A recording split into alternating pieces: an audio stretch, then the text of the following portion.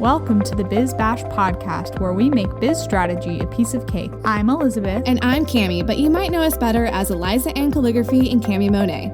We want to help you, our fellow stationers, artists, and calligraphers, confidently build a profitable and personality-driven creative biz.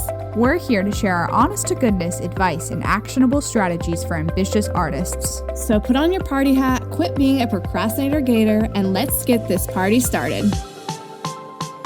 Hello, everyone. Welcome back to the Biz Bash podcast. We are so excited to be bringing a new guest today to talk to you guys about living the entrepreneur life and avoiding burnout. So welcome, Melissa Lynn of the Fierce Business Academy. We're so excited to have you. Thank you so much. I'm so excited to be here with you girls. Oh my goodness. It's going to be a fun episode. We've got lots to dive into. Yes, lots to talk about. And I'll do a little introduction for Melissa. So Melissa was a previously successful chemical engineer turned multiple six-figure business coach, business owner, and podcast host. And over the course of 2.5 years, she was trying to DIY her online business. It went nowhere. She was barely making $1,000 most months until she decided to push past her fears and take real action. And after figuring out powerful strategies and shifting her mindset, she went from barely making it to fully thriving in it. And now she helps other women do the same. And so we can't wait to talk to you to hear all the wisdom you have. It has been such a journey. I'm sure I'm going to dive into my story, and it's just looking back, it blows my mind. I'm just so excited because I know there's so many women in your audience that are probably where I was not too long ago. So I'm so excited to share how I've been able to get there and just how it's possible for them as well. Wonderful. Super excited. So let's talk about first things first. Tell us a little bit more about being a chemical engineer before you became an entrepreneur, because how did that happen? I'm so curious. the change, why you were in that field in the first place. And that's a big shift. It is a huge shift. A lot of people, they don't get it, especially people who I worked with in the corporate world before. They're like, wait, what? But yeah, I will go into the story. So it's a fun one. I grew up in a very traditional family. So I'm half Chinese, and my grandparents, they came over from Hong Kong, and they knew very little English. As I was growing up, they didn't take the time to learn English. However, they did know these 2 words, and I'm not even kidding when I say this. They instilled in me the words doctor and husband. And so for them, I'm not kidding. And for them, that's what success looked like for them. And same with my parents. So they really pushed me, growing up to really get ahead in education, in schooling. I was always working, didn't really do sports. It was always school. I was seriously the math nerd. It is so funny. I got some yearbooks. I was going through some old yearbooks the other day. There's a picture in there with me, underneath it says Melissa, the math girl. I was literally the girl who was going to college classes at age 11, tutoring college kids at age 12, 13. So I've always been above and beyond, and always just so great at math and science. So I tried to go the doctor route, figured out pretty quickly I could not handle the blood, ended up passing out in class. It was not good. It was not good at all. So my parents, they settled for engineer, and they really pushed me to chemical engineering just because there's so much opportunity in the chemical engineering world. I can dive into all the different industries I've worked in. I was always just so great at math and science. And I was like, okay, cool. I guess I'll go to college. I guess I'll go do that. Sure, why not? I didn't know what else I was going to go and do. It's okay, cool. I guess you've got this plan for me. So I went to college, did the thing, graduated college, started working in all these different industries, a lot of cool ones. I worked at a paper mill. I worked at the largest winery in the world. I worked at a glass manufacturing company. So some pretty cool stuff. And as I was starting to get into the real world, it looked like I had made it. I remember sitting down with the past teacher, and I was one of the only ones in the group that came to this happy hour post college thing. And I was one of the only ones from high school that was actually in my career field that I wanted to be. And everyone was like, oh my goodness, Melissa, you've got it. But they didn't see what was actually going on. I was working crazy hours. I was working 12, 15-hour days. I was commuting an hour and a half each way to work. I think I had less than a week vacation time. I don't even know if that's legal. I'm Oh not my sure, but gosh. I was a workaholic and I had never left North America. And I didn't even know when that was going to happen because I was working so much. I was going to the plant on the weekends. I was on call 24/7. It had taken over my life. And I thought to myself, is this really it? I was like in my early 20s working, 80-hour weeks. And I was like, you know what? I bet that this is going to be the way for a few years and then it's going to get better. But then I looked at my mentors and like my mentor's boss. They were in their 40s, 50s, 60s, and they were still working crazy hours and never traveling and never taking time off. And I just couldn't grasp living a life like that and creating that lifestyle for myself and my future, husband, kids, whatever that looks like. And I started to have all these big dreams, funding charities, starting my own charity at some point, traveling the world 6 months out of the year. Like I cannot wait to go and live like in Thailand for 6 months and go to Bali again. Just all of these big things. My dream bubble just kept getting bigger, bigger, and bigger. However, for me to accomplish any of those things, I would have to do something different about my 9 to 5. And I knew I wanted to create a bigger impact. I just didn't know how or what that could look like. And this was all kind of happening way back in the day in 2014, feels like forever ago. And I was really into the fitness world back then. I was doing bikini competitions, bodybuilding, and social media was starting to get up and going. I was kind of posting about it. And people were reaching out to me, Melissa, like, you look amazing. Can you help me with this? Can you help me go from A to B? Help me lose weight? And then ding, ding, ding. I had this great idea to go get certified so I could start helping other people with this, create a bigger impact, that one-on-one impact with somebody instead of just kind of slaving away at my 9 to 5, doing whatever it was I was doing. And so I started to do that, started scaling that business online. And this was like back then, I don't even think we definitely didn't have Instagram stories. Don't even know if DMs were a thing. So social media was really just starting. Even Instagram was still pretty new. And I started scaling that business. My first year, kind of a hot mess, train wreck. We can definitely talk about that. Lots of burnout there. And eventually started to move into high ticket, listen to podcasts, to courses, worked with coaches, and then scaled. And I just loved the business growth so much. I scaled to 6 figures, a little past that, helped others. A lot of my friends were asking, how'd you do this? How'd you do this? And I was like, oh, this. It's pretty easy. Do this, and this. And then I just knew at some point I wanted to make that transition. Almost went got my MBA to help me with it. And you know what? I just dove in. I made the transition one night. And it's been exploding since then. So now I help women start and scale their businesses to 6 figures and beyond. I have not done fitness stuff since end of 2017. So it's been over 2 years now. And it's been absolutely incredible. I love what I do so much. So in a nutshell, that is how I went from chemical engineering to business coach. Oh my gosh, goodness. I'm like tired just even thinking about all this. And I have to ask, so when you were starting your business, were you side hustling that while you were still working these 80-hour weeks? Yes. Oh my goodness. It was so insane. And I'm going to share this with you just because I know a lot of other people are probably doing this too. At least they were pre-COVID.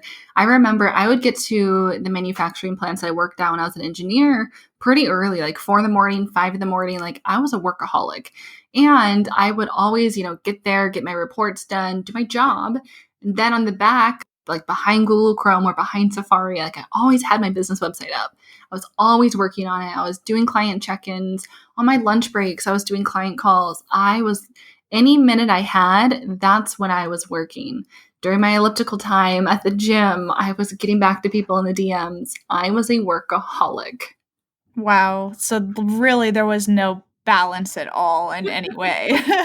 No, definitely nothing like how I live my life now. It's amazing what you can get done on a lunch break though, right?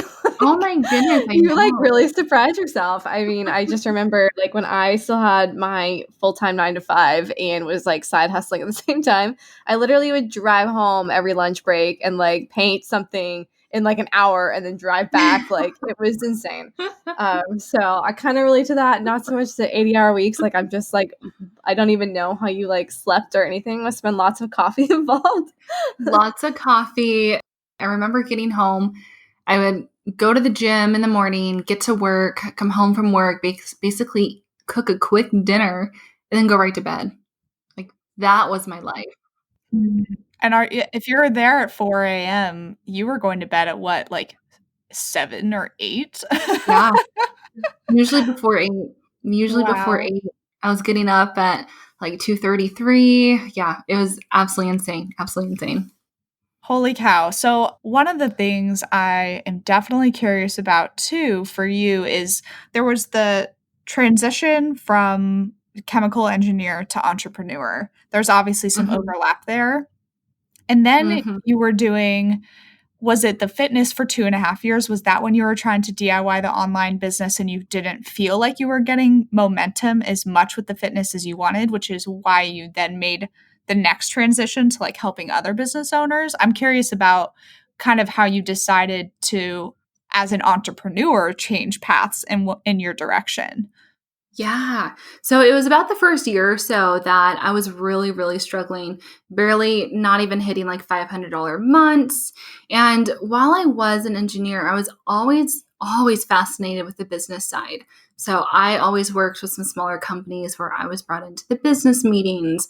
And my mentor, my engineering job, was really pushing me to get my MBA. So I was always interested in that. And then after that, I started to take some courses and hire business coaches and that type of thing. So I scaled my fitness coach past 6 figures. So I was able to do that on my own. Then decided, you know what? I really want to make an even bigger impact, help more people who can then help more people. And then made that transition back in 2018 to full time business coaching. Okay. Okay. So that makes sense. Perfect. Now I can kind of like understand the timeline of how everything happened. And I know I, there's a lot going on. There's a lot going on. there's A a lot lot of going transitions. on, and I think we always talk about, like, making the leap from the 9 to 5, to being an entrepreneur, but we don't Mhm. talk about what it looks like to be an entrepreneur and then, like, change your mind about what you wanna do. Yeah, and a lot of people are afraid to. Like if you're feeling a passion or a pull towards something, you're allowed to evolve. You're going to evolve. I would not be surprised if I make some type of evolution or shift down the road as well, just because you're still growing as a person, as an entrepreneur. You're still learning, educating, still happening, type of thing. So yeah, a lot of people are starting to make shifts here and there throughout their entrepreneur careers. Yeah, for sure. Totally. And do you feel like with these shifts too, like let's start talking about burnout and what, because it sounds like obviously you probably have experienced this in like multiple transition phases, but do you feel like this was like a way for you to deal with burnout? And do you recommend this, like maybe it's like to start shifting and looking for other ways in your business to grow if you're already kind of feeling that? Yeah, I definitely felt burnout a few different times. So, definitely different types of burnout in the different phases of my business. So, for example, when I first started in 2014, I really didn't know what I was doing. I was really undercharging like $50 a month for private coaching for my fitness business before I really started to scale to high ticket coaching. And I started to experience burnout then just because I was working with so many clients and then giving them so much access to me. I had zero boundaries in my business or really as a person. And so I was starting to feel burnout then. And then as I transitioned, even started to feel burnout in 2018 because I was working by myself. I was the best one woman show ever. I was the one who would never outsource, never delegate, and really started to feel burnout because all I would do was think about my business when I went to bed, when I woke up, when I was at the gym, when I was on the couch watching The Bachelor with my boyfriend. Everything was business. So burnout definitely happened. And some of the biggest shifts to really move out of that burnout, definitely delegating, but then also determining like what are the things that I need to be doing then not need to be doing. How efficient am I actually being? How busy am I? What am I actually filling my time with? Like there's a huge difference between actually being productive with the things you're doing versus creating busy work, you know? Mm.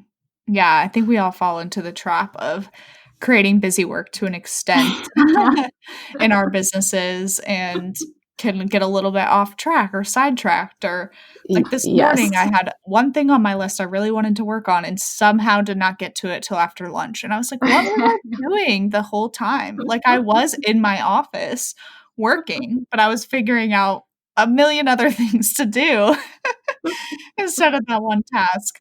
Yeah, Melissa, I literally have a note like written on my office wall. It says, "Are you being busy or are you being productive?" Because I just feel like that smacks me in the face all the time to be like, okay, you are just like checking stats and looking at number stuff, like that busy work. We're like, I am doing something so important right now. And you're like, this is not moving the needle forward. Like, get out of the rut. Yeah. So, yeah. I mean, it's hard because it's instilled with us for anyone who's been in like a 9 to 5. It's instilled in us that for us to be like, I'm air quoting right now, but like good employees, we have to be busy. We have to look like we're doing stuff all of the time and like fill the space by making extra trips around the building and like checking your emails, making extra calls that don't need to happen. And so we feel once we make that shift to entrepreneurship that we have to do the same, that you'll be successful if you're always busy. That definitely is not the case. Yeah, that's so true. And sometimes I even find where I'm like, okay, I'm in my office, so I'm working, but then I'm like, but you're not actually working. You're just like, I'd be like, I worked 8 hours today. I'm like, no, you only worked like 5. You're just in your office for 8. So like letting go of that mindset of like, oh, putting in the hours and thinking more, put in the work to not and get out of the like time crunch of it all. Like totally relate to that. Yeah. Hey guys, we just wanted to hop in and talk about one of our amazing resources, the A to Z directory. All of us have thought at some point, how did she do that or how did she make that? And maybe you don't know where to start or how the heck to produce this amazing product you've dreamt up. Well, the A to Z directory is the missing puzzle piece in your biz, you guys, seriously. So it's built in the form of a yearly membership, and it's your one-stop shop for finding suppliers and vendors for all the things. Literally where to print everything from custom invitations, greeting cards, mugs, koozies, acrylic printing, letterpress, custom ribbon. I mean, the list goes on and on and on. And it literally goes from A to Z. From acrylic printers to zipper pouches, we have it in the A to Z directory. We want to help all of you search less and create more with this list of 300 plus vendors and suppliers. Don't worry, they're very organized. It's not going to be overwhelming and confusing when you join. And this membership also includes access to a private Facebook community. It's incredibly active and involved. And if you need a question answered fast, that is definitely the place to go. Yeah, our Facebook group really is the best. You guys, everyone is so helpful in there. And we're in there too, answering questions you guys might have. So it's a great way to get access to us and ask us things without sliding into our DMs. So we're more likely to answer you in the Facebook group, just saying. Anyway, also in the Facebook group, this is new for 2020 and we're really excited about it. We are hosting monthly Power Hour Q&A sessions that are live, and these are only available to our A to Z directory members. So you can hop in with us live and ask us all your burning questions in real time and just hang out with us every month. And we do these at different times so you can actually be there live, and the replays are always available in the Facebook group for members. This resource is priced at $147 a year, which honestly is extremely affordable and it's full of so many benefits, such as exclusive vendor coupons for members only. And we would love to have you guys join. Seriously, it's kind of like our family and our tribe. So visit bizbirthdaybash.com/directory to sign up today and use coupon code podcast2020 to receive $20 off your first year. That's podcast, all caps, 2020 for $20 off your first year. We can't wait to see you in the Facebook group. So Melissa, when did you first notice that you kind of totally hit burnout? Were you able to realize it, or did friends intervene and say like, Melissa, we never see you? Like, what was the aha moment that something had to change, something had to give? The most recent burnout was my big burnout in early 2018. And I didn't realize it because I was so just into my business. And it was definitely from an outside perspective. And it was my partner. You know, I would be on the couch. We'd be watching a TV show. I'd be on my phone, you know, checking in the DMs, doing different things. I'd always be distracted with things. I was always on my phone, always doing things, never really present. I had a huge lack of presence in my life with my friends, with my family. So it was definitely an outward look in. It was someone on the outside who had to be like, knock, knock, knock, Melissa, are you there? Knock, knock, knock, Melissa, what's going on? Mhm. Right, and so that just caused you to slow down, and once they said that, were you able to say to yourself, "Oh, I am exhausted. I this is too much," or did you, like, get defensive at all? Because I know sometimes when anyone confronts you about anything, we all have a tendency to be like, "No, I'm fine. Like, everything's fine." I probably had a day or two of, I'm fine, get out of my face. I'm working on a business. I'm fine. And then I, reached out to my mentor to get some advice because then I started to think about it. You know what? I am feeling tired. I've got some bags under my eyes. Like my head hurts, like my brain hurts. I'm doing too much. I'm not going to the gym as much. I'm not taking care of myself because all I was doing was working on my business and I had no self care. And it was just a huge blur. My personal life, my business was all meshed into one. Didn't have a personal life. It was just business. So there was no line of separation, which is one of the biggest things that I preach to my girls now is you've got to separate your life and your business as much as possible as early as you can. That's one big thing that's going to really help you with avoiding that burnout, having those boundaries and separating those things. Oh Hmm. my gosh, I think that is something we all struggle with, especially like, being a self-made entrepreneur, like your business is you and you are your business. It's very hard to make that distinction. So, what tips do you have for actually creating those boundaries or putting those boundaries in place? Because Yeah. I know that's a huge struggle for all of us. It is, something that I like to remind myself and I remind my clients all of the time, you are more than just your business. You are more than just your business. You've got so much to do in life and so much to experience. And something I do is I try and separate as much as I can with my personal life and my business. So I will keep everything on my work laptop that's work related. So Slack, Voxer, anything client related, anything business related, all on my laptop. My phone, not so much. I don't allow any notifications to pop through to my phone. No client notifications, nothing. No social media. That's one of the first things I recommend my clients to remove is social media notifications. Like there's no reason to have your phone beeping and letting you know this stuff. Like you don't need to know this stuff right away. That stuff can wait. Your clients can wait. Everything can wait. Create some type of separation. Like even my emails, they don't come to my phone. It's only to my laptop. And I have certain hours that I go in and check my email and go and do different things. So I keep them separated as much as I can. And then, of course, having a stop time to your workday. Have a stop time. Please do not work until 10 p.m., 11 p.m., and then go to bed. And first thing you do in the morning is get working again. So those are the biggest things that have helped me definitely separate the two. Yeah, the phone notification one is totally a top of mind for sure.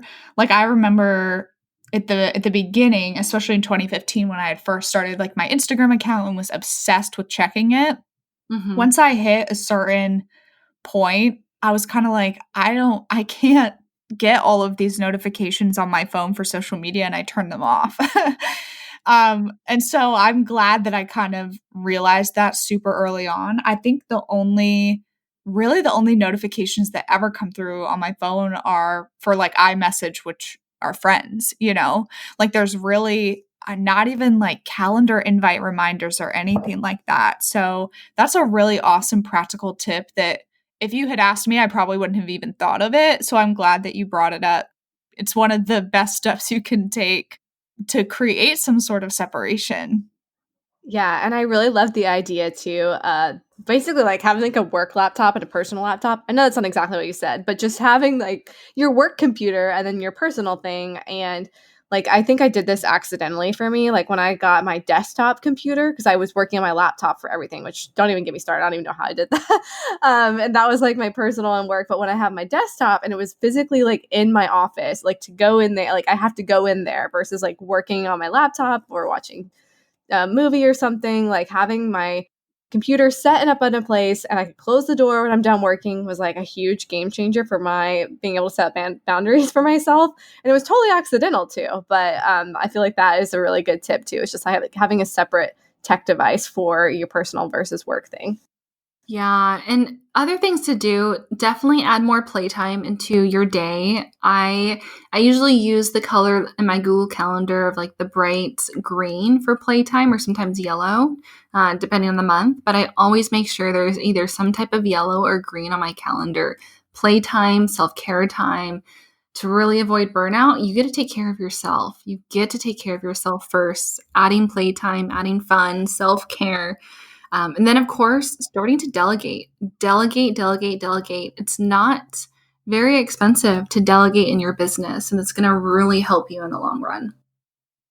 Yeah, what point did you realize that you wanted to delegate some of your tasks? Because obviously you hit this point of burnout, and I would say a lot of people in our audience struggle with adding somebody because of the cost that comes with Mhm. it or the responsibility that comes with it. Or like Cami is a great example of like Cami, you knew for a long time you needed someone to help you, but you just kind of like kept putting it off because you're like, there's too many things to think about. Like I don't want Very to think about stubborn. it. Uh-huh. I was also a great one woman show, Melissa. Like it was fantastic.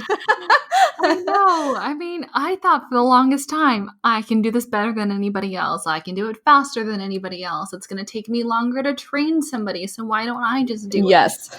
And you can, I've been there. It's too funny. But we get to remember as we start to delegate that to other people, you can then start to really focus on your zone of genius, right? If you're able to delegate 5 hours a week, that's 20 hours a month where you could be doing things like actually coaching or on sales calls, closing sales, things that you get to do to move your business forward instead of just these little these little tasks that somebody else can easily be doing for you at like $10 an hour, $15 an hour. So if you're paying someone 10, 15 an hour at 20 hours a month, let's say that's 200 for the month, and you're able to close one sale at $1,000, like how is that not a huge win?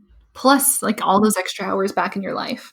Yeah, for sure. Like even having that breathing room so your brain can just like, take a minute so you're not always working. Like I think that is such a huge thing about avoiding burnout too. It's just like letting your brain have like space to just be and not thinking all the time because that for me personally that is where like even like I could feel myself, oh, I could be getting burned out because I'm just thinking so much, especially in like the creative industry. I feel like your brain literally hurts from coming up with stuff. So I'm like, okay, I need to step back and like stop thinking. And that really helps me.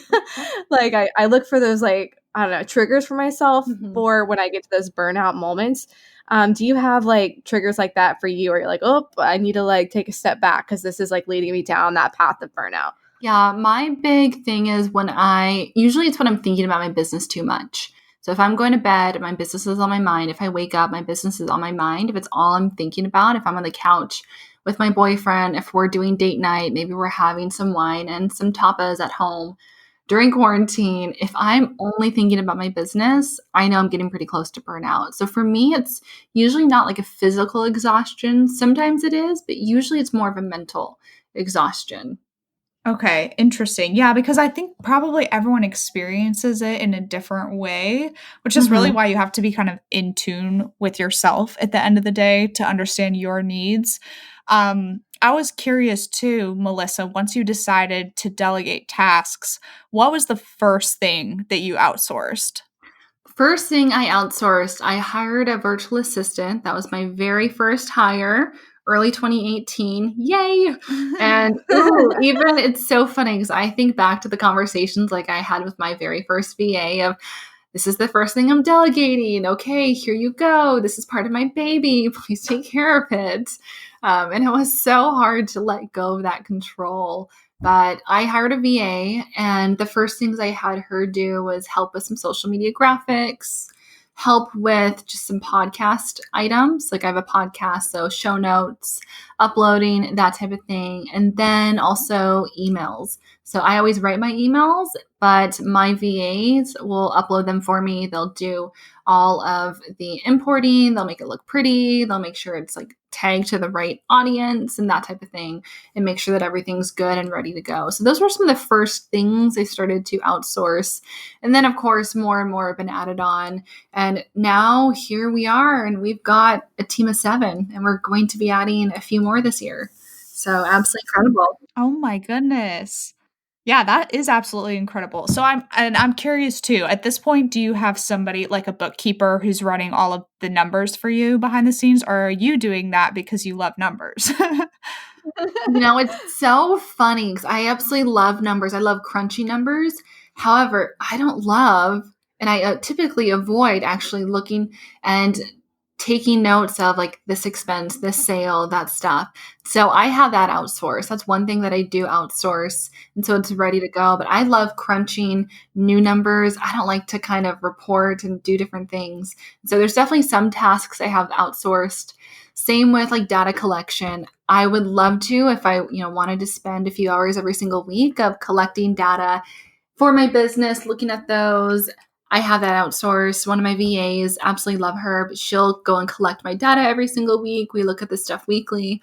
So even though I love numbers, I don't do all of that because I am very happy with my 20-hour work week right now. Oh, that's incredible. That sounds absolutely beautiful. It does. It does. Sounds like a faraway dream. No, I'm just kidding. Well, mine has been like unintentionally cut down to like 20-hour work weeks because everything slowed down so much because of COVID. So it's not necessarily anything I did, but I do have a 20-hour work week right now. What can I say?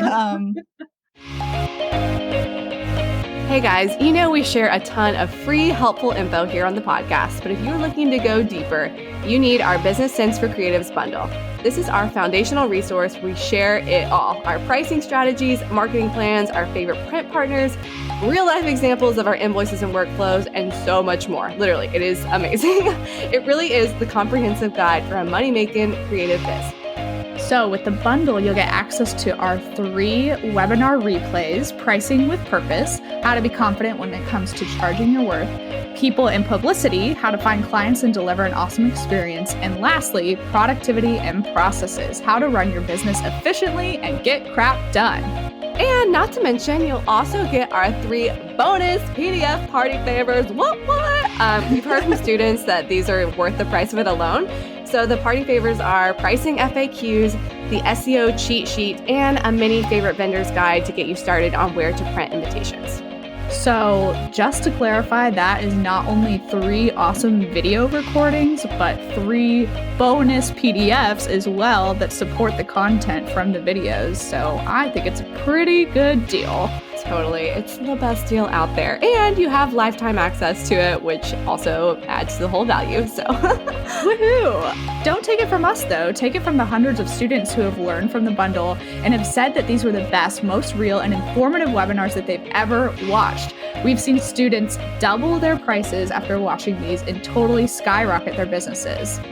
This is our roadmap of how we got to where we are today, so skip the mistakes and speed bumps, doing it the slow way, and let us put you on the fast track to running a creative biz like a boss and pricing for profit and not just pay. And the best part, this resource is less than $100. Seriously, y'all, it's only $97, and it's so worth that price and much more. So go to bizbirthdaybash.com/bundle to purchase it today. So, Melissa, just to move on to our next point, how do we best balance our own desire to hustle and the need to rest? Because I think we're told from a cultural standpoint, hustle, hustle, hustle, be a boss babe, get it all done. And how do we kind of silence those outside voices or those outside pressures of what maybe society and culture is telling us to do, that it always has to be this 8-hour workday, to really focus on what we want to do or what we can do? Yeah, I'd say really keep in mind the lifestyle that you want to create. So the lifestyle I've created, for example, 20-hour work weeks, that's not what everybody wants. there are some people out there who just love being busy and love doing things. So they're going to be working 40-hour work weeks. And whatever your lifestyle, whatever that life you want to create is, definitely take note of that. But we also get to remember like our health, our mindset, that is top priority. And I think a lot of us in the world are feeling that right now because of COVID. Like health is number one. Everyone's health is number one. And just adding rest into your business, it's part of that. And it's truly an investment into you and your business to give yourself that rest time. So the best way to balance that desire, add boundaries. And I mean some hard boundaries into your business, right? The social media notifications, that's a big one. But really have boundaries with your clients too. That's one of the biggest things that I have in my business. I have pretty strict boundaries with my clients and they know it, right? They can Slack me or Voxer me at 11 p.m., but they know I'm not going to be getting back to them until the next day. So really having that. And I know how easy it might be to hop into Slack at 11 p.m. and check in on your girls, but they're going to be fine until the morning. You get to get your full nights of rest, your health, your mindset, all of that is number one, especially if you want to continue to grow and scale your business. You've got to take care of you first.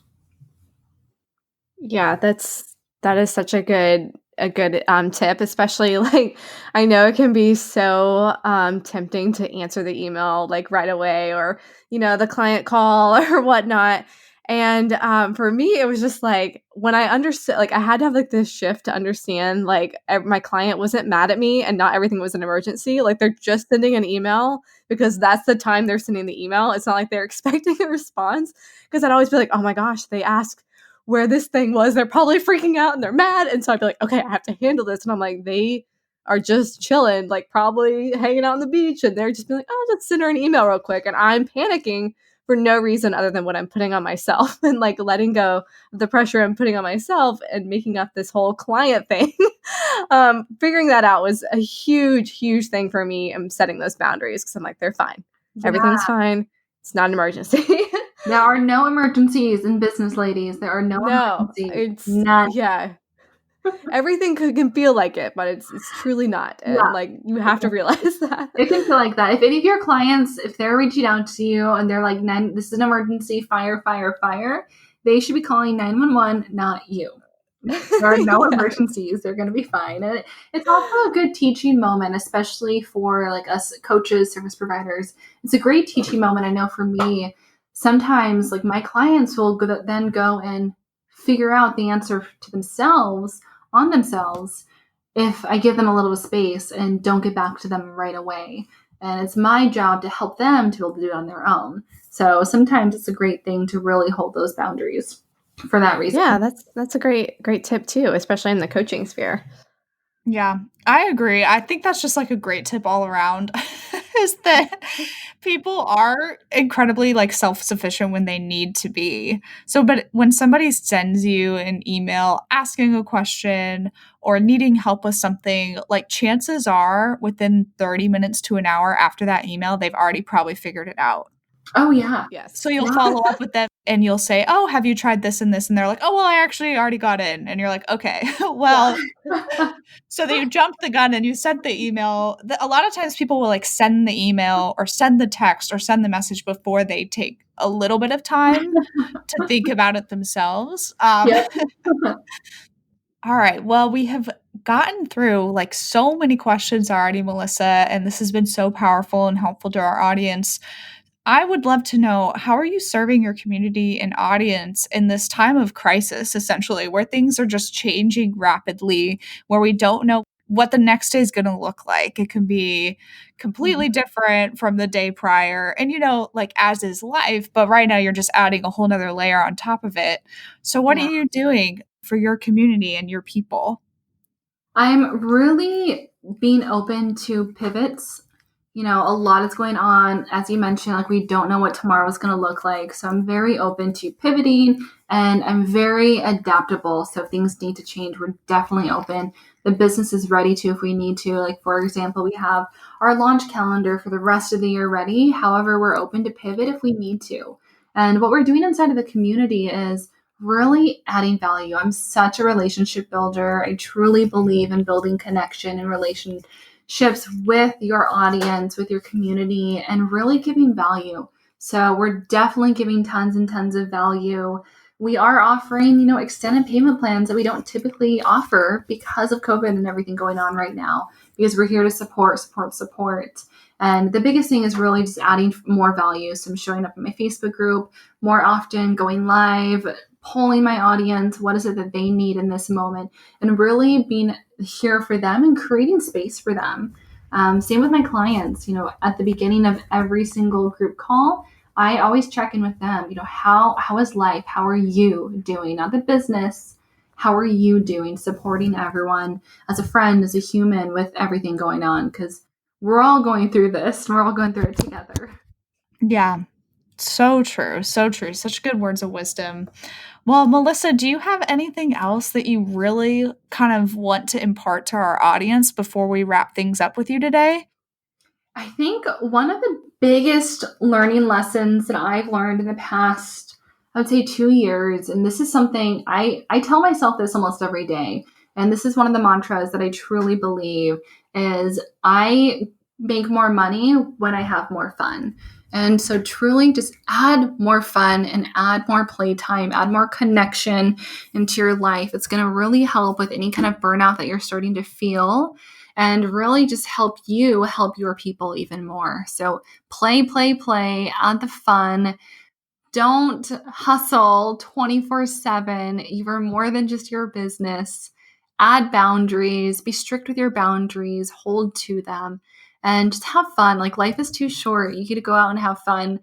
As long as your town is letting you, I'm not sure what rules are in your towns right fun now, in your home. what quarantine's going on. But yeah, have fun in your home. Hop on Zoom calls with family, friends, happy hour Zoom nights, tons of games you can do online, but add some type of fun and step away from your business. It's going to be fine. Your business is going to be great. And you don't need to be in it 24/7. Yes. I love that advice, Melissa. Like, I'm all about having more fun. So this is such a great note to end on, truly. Like, this is fantastic. And can you let our audience know, too, where they can find you so they can listen to your podcast and maybe follow up with you if they have any questions or want to check out some of your services? Yes, come hang out with me on Instagram. My handle is @themelissa_lynn. And then you can find anything and everything on my website, themelissa_lynn.com. Got a free Facebook group, all of the things. Come and hang out. I don't bite. Yay, wonderful. Thank you so much. And for those of you who are listening today, if you are loving the Biz Bash podcast, please take a moment of your time to head to Instagram and iTunes. Leave us a rating and a review so that we can, of course, share the love with everyone else. And I think I also said Instagram in that, but you know that I mean iTunes. So It's fine. We're having fun, okay? yeah, always Yes. having fun. Well, if you do want to hang out with us on Instagram, it's @BizBirthdayBash. So yeah. But anyway, thank you, Melissa. You are such a delight. And I really, really enjoyed speaking with you. And I know our audience is going to get so much out of this episode. So thank you again. Thank you so much for having me. Had a blast.